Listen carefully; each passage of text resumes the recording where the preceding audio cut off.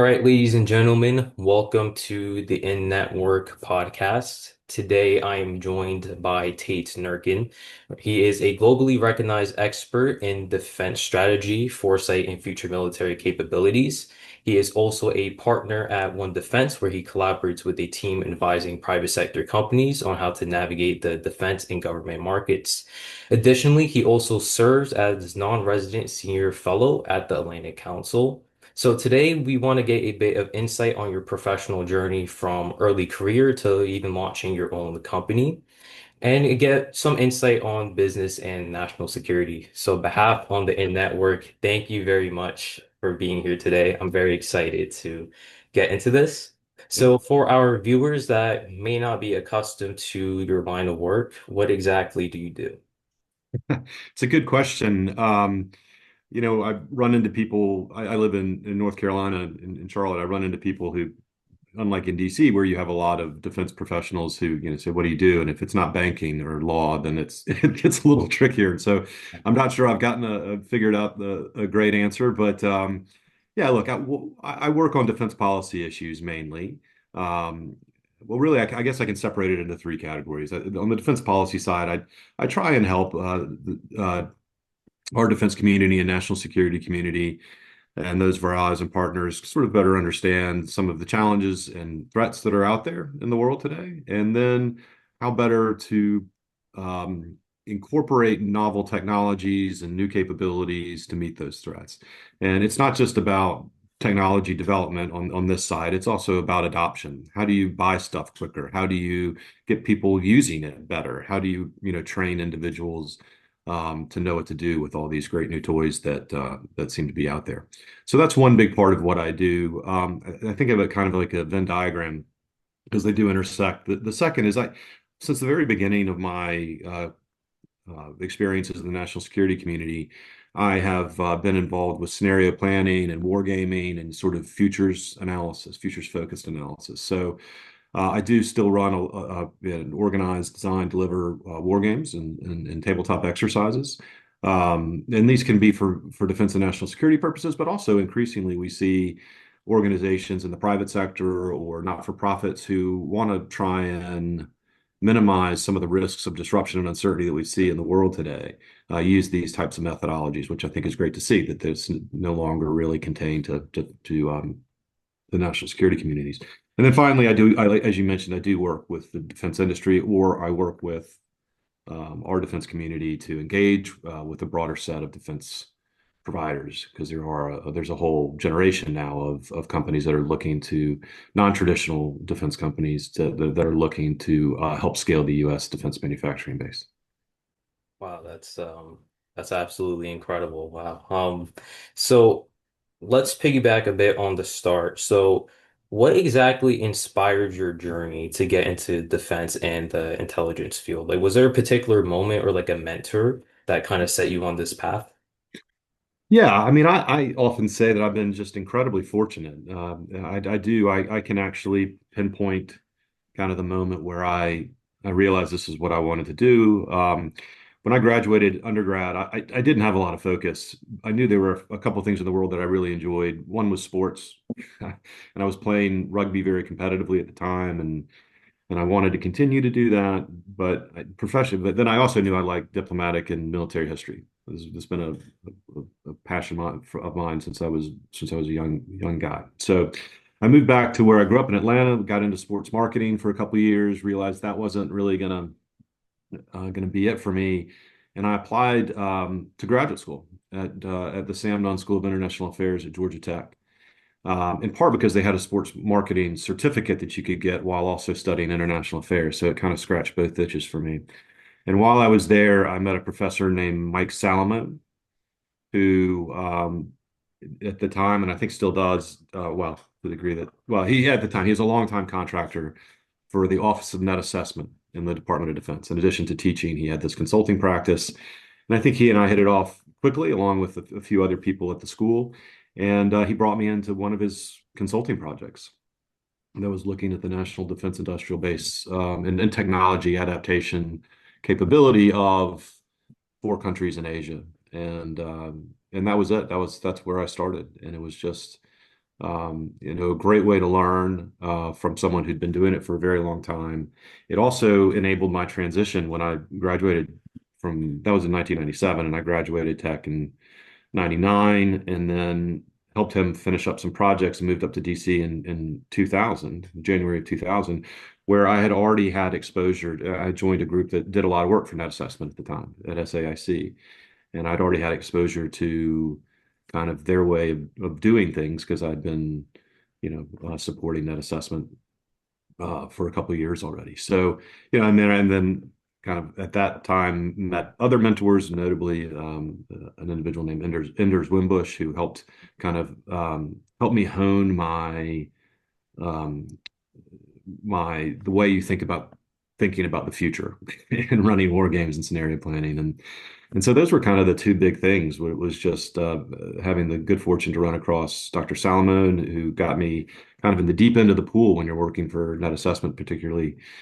Well, at that point, Mr. Marshall was still running the office. He's since passed, but it took me into a community that really thought in very sophisticated ways about the future and about national security, and I was hooked. Already sounds good. Mm. So for younger professionals interested in this field, um, you would say that it is very important to meet a mentor to get very good insight into the industry. Do you think like the mentors that you met like kind of accelerated your project to even or your progress to even, more of like your entrepreneurial ventures you currently have now? Yeah, absolutely. And I think I would say, I've highlighted two names because they were very, very important early in my career. Now, it's been a very long time since I've worked on a regular basis with either individual. So obviously they had a big impact. Right. But I'd say that I'm still looking out for people from whom I can learn, because that's one thing I have picked up on is that there are gaps in everyone's game, right? No matter how long you're at this. And so, when I got to Jane's, I learned commercially from a wide variety of people, because most of my career had been focused on research and analysis. But what you learn is the better you get at that sort of thing, there are different paths you can take, but you spend less time doing that, and you spend more time maybe doing speaking engagements or developing business, Mm. depending on Yeah. or going out and finding funding, because that is an important part. So you need to develop, and you need to expand your game, kind of thing.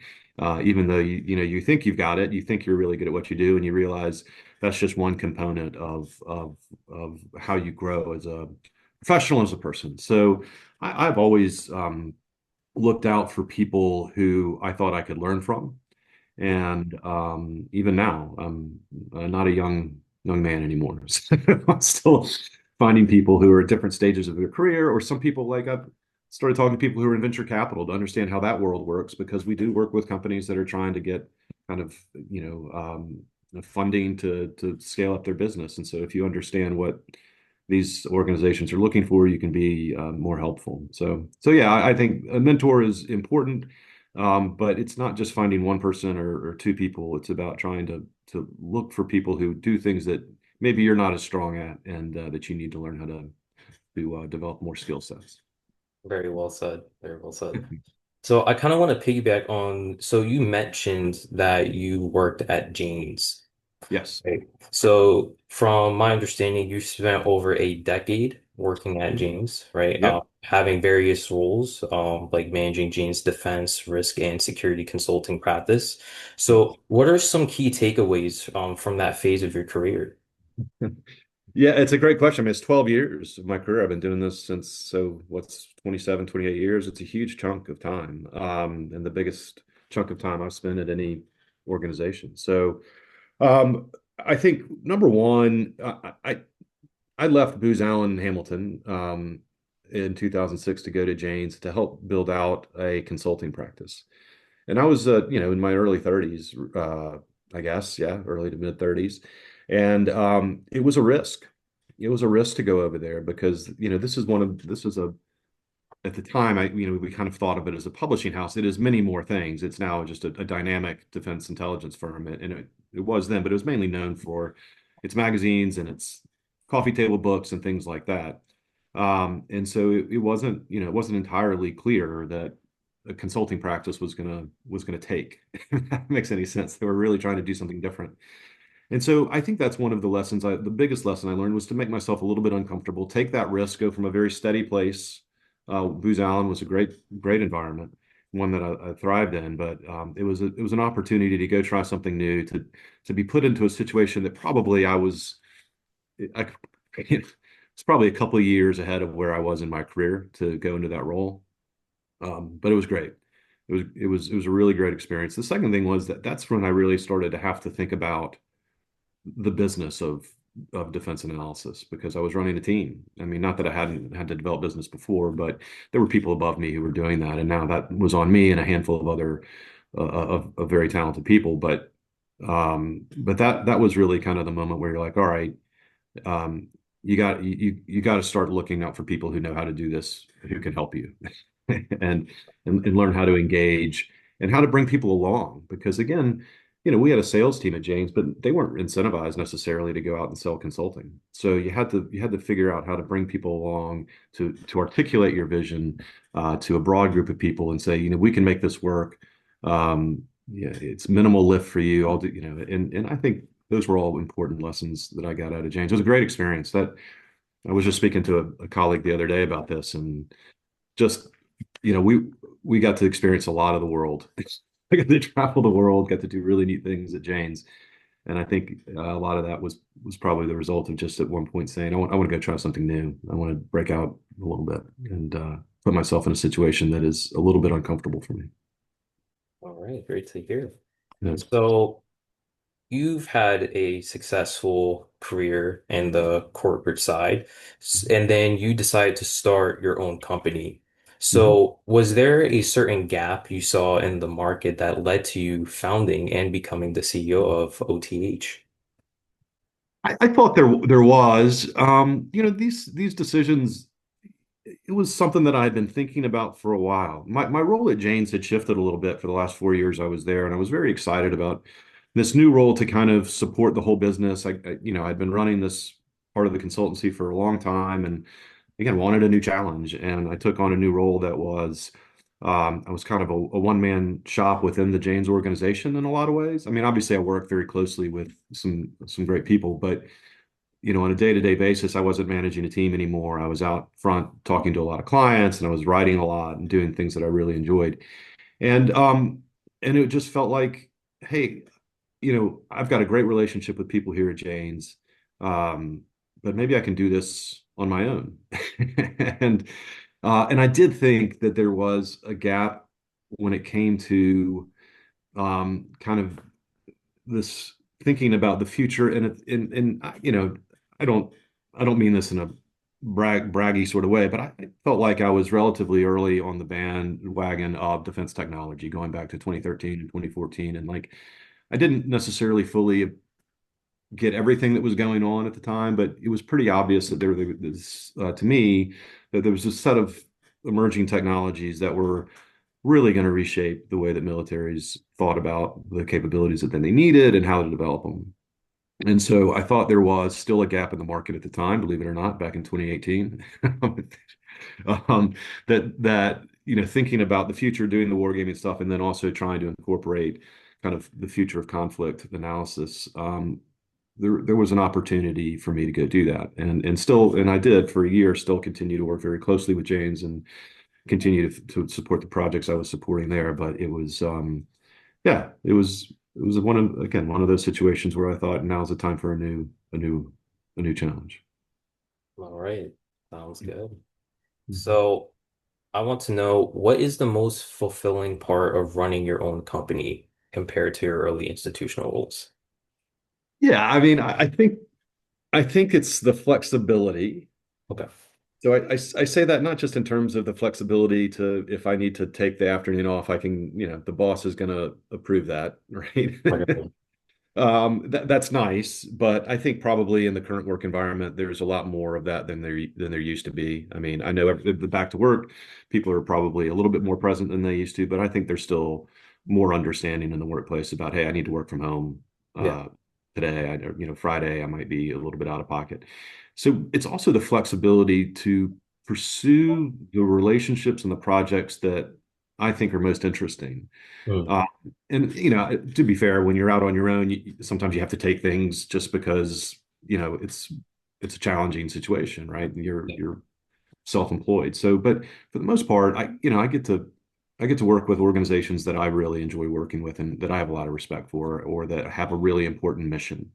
yeah, And so that is nice. That is nice. And not to say that I didn't have that same relationship with organizations, but when I was working at James or Booz Allen or SAIC, but it's just there's a little bit more of that flexibility to go out and do things, and corporate culture can sometimes constrain your activities. I don't really have to worry about that very often, although I do represent some institutions that sometimes you have to say, hey, would it be okay if I do this kind of work?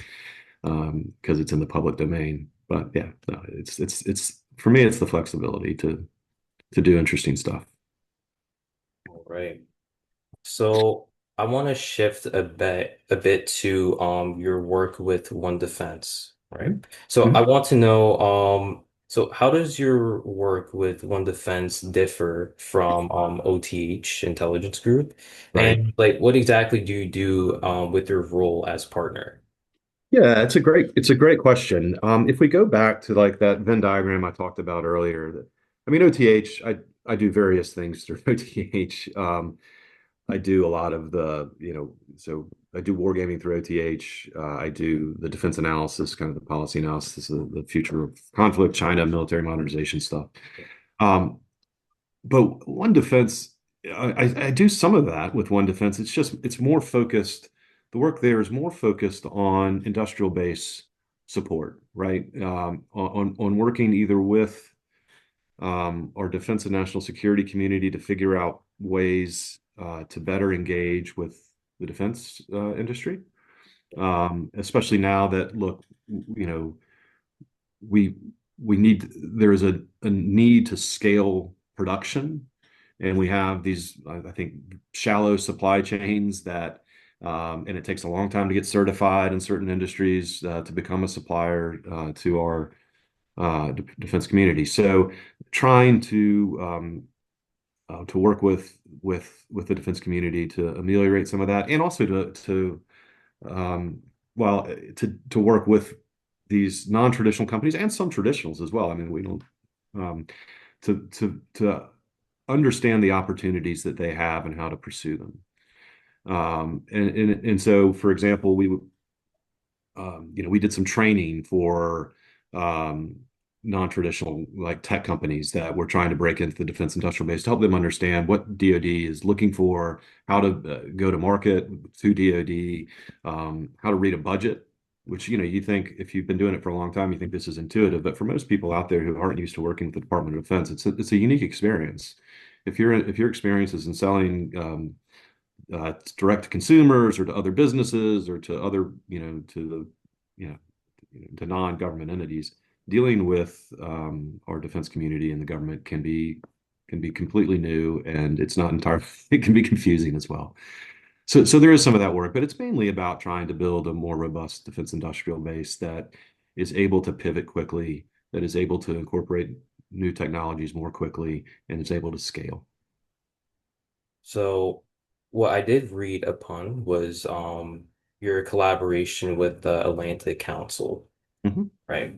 So you've written a lot, specifically about China, I saw, right? The US-China strategic competition. So could you shed a bit more light on this topic?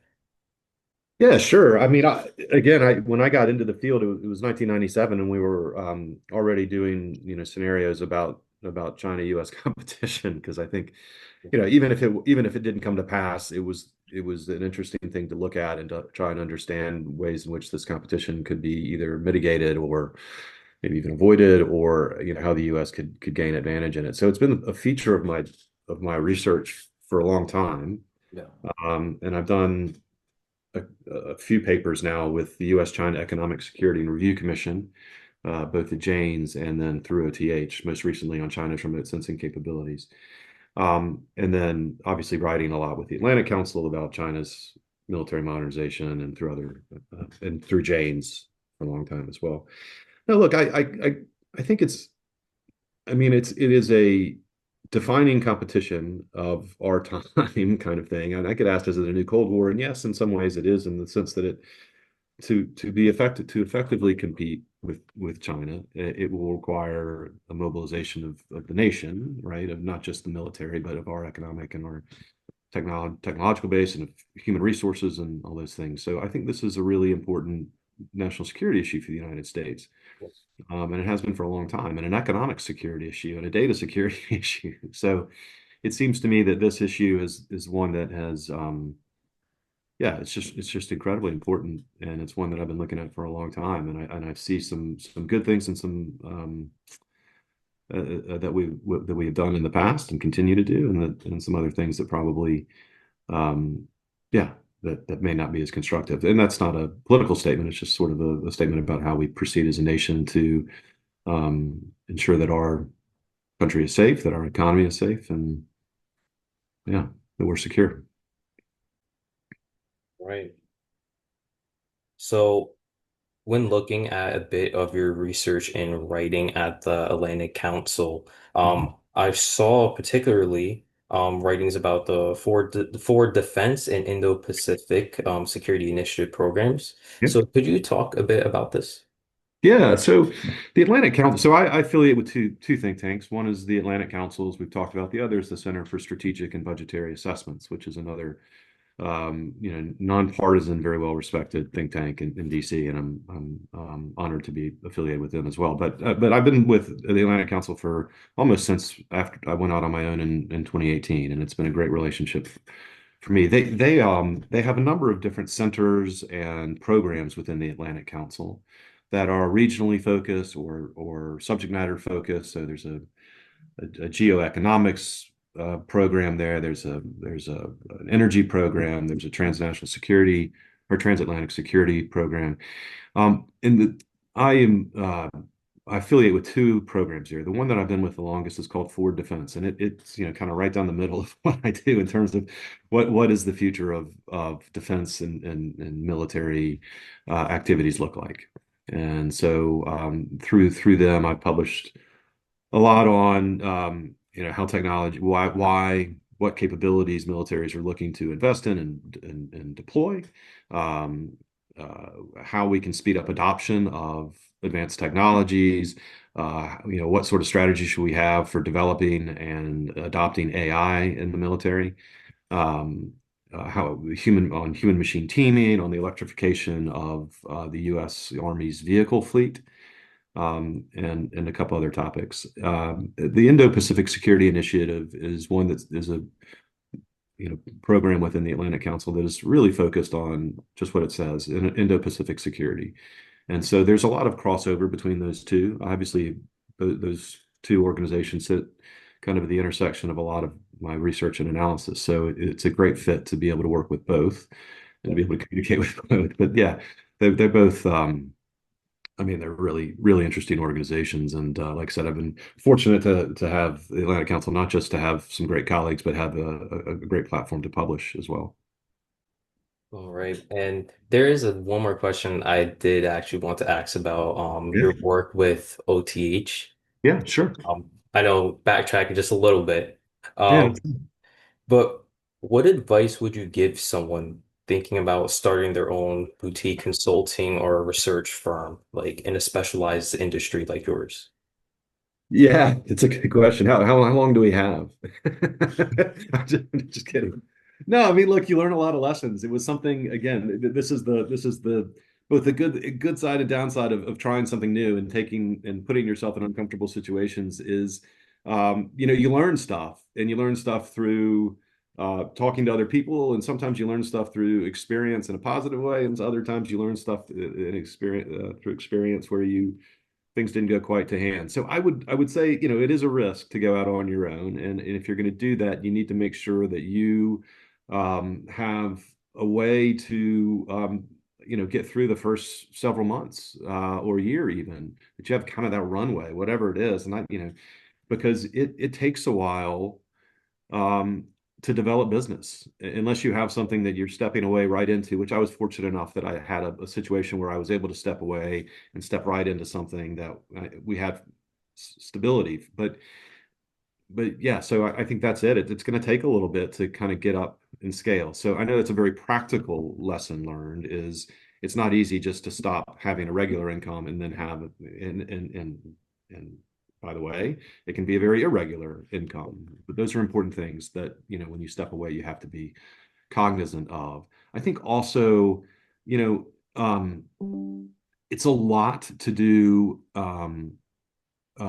You are on the hook for business development. You're on the hook for delivery. You're on the hook for networking when you step out on your own like this. And so you got to know that, and you have to be active, and you have to hustle, and you have to make good relationships. And so what I've done, which I think has been enormously beneficial for me over the last 7, almost 8 years, is you form these relationships like through the Atlantic Council, through CSBA, through One Defense, through others that are kind of people who can take some of that burden off of you. Not always. I mean, you're still working with them and you're trying to drive business and deliver on business. But if they have relationships that you're not going to have or that you don't have currently, then you can leverage those. And I think that's something that I would advise folks to do is to kind of plan out, right, who can you work with and who do you need to talk to establish those relationships? Because it does take some of the pressure off when you have organizations that are working on your behalf Yeah. to find interesting stuff to do because it is a crowded market. It's gotten more crowded, and that's great. I mean, I'm glad there's so much interest in national security and defense. It's an important area, but it means that you do have to hustle, and you always have to make sure you deliver. You can't just because you get a nice project done doesn't you have to be able to deliver on it so that people will say, hey, we should work with that person again, or that was Yeah. really good. So those are kind of the big three lessons. All right. Very last question before we officially wrap up. Okay. Okay. How do you personally stay curious and continue learning in a field that fluctuation changes daily? That is another fantastic question.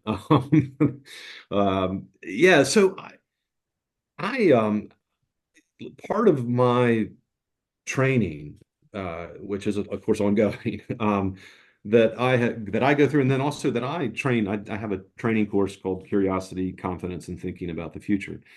I mean, the people that I've worked with intellectually have always stressed the importance of curiosity, the importance of challenging assumption of stepping back and saying, all right, I believe this about China's military modernization, for example, for the last couple of years. Is it still true?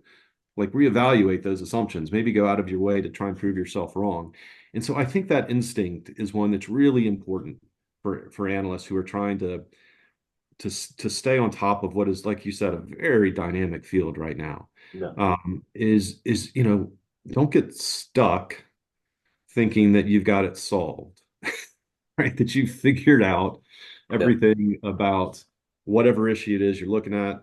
Kind of in the world of what is it, foxes and hedgehogs. Be clever, question your assumptions from time to time, and be willing to reevaluate. And that's been helpful to me in my career. I can think of times in which, I create these interesting frameworks. Like there's something I published to the Atlantic Council called the Five Revolutions, which looks at the five main capability areas that defense communities are investing in technology to develop. And when I first developed it in 2013 or 2014, it was four. And I was like, no, I've got it wrong. There actually is more to this problem, and you don't want to be with somebody who's always changing their mind and all that. But I think it's helpful, and I think it speaks well of people when you're able to step back and say, maybe I didn't have that quite right. Yeah. Well, So, all so right. that's how I do it. Is I try and you read a lot, you talk to a lot of people who maybe inject new ideas. You go out of your way to find people who disagree with you, Yeah. either in person or someone who you disagrees with you and is publishing, and then you take that on and you think, okay, should I think differently about the problem?